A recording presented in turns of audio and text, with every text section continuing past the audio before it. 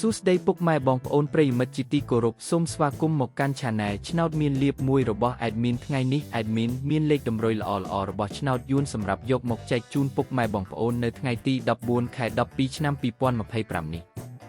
ដូចនេះ Admin មិនចង់ចាយពេលវេលារបស់ពុកម៉ែបងប្អូនយូរតោះយើងមកតាមដានលេខតម្រុយឆ្នោតរបស់យើងទាំងអស់គ្នា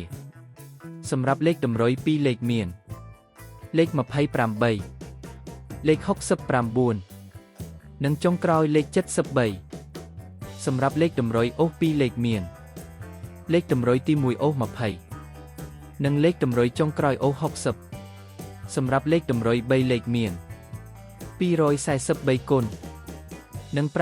574គុណ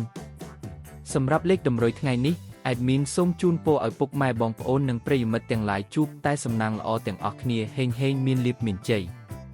ជាចុងក្រោយសូមកុំភ្លេចជួយចុច Subscribe និង Comment ហើយដាក់សញ្ញារូបកណ្ដឹងដើម្បីជាការផ្ដល់កម្លាំងចិត្តមកកាន់ Admin ជាពិសេសងាយស្រួលតាមដានវីដេអូថ្មីៗនិងលេខតម្រុយល្អៗជាប្រចាំថ្ងៃជាមួយ Admin សូមគោរពលាពុកម៉ែបងប្អូនពី Admin ឆ្នោតមានលាភមួយសូមសំណាងល្អទាំងអស់គ្នាសូមអរគុណ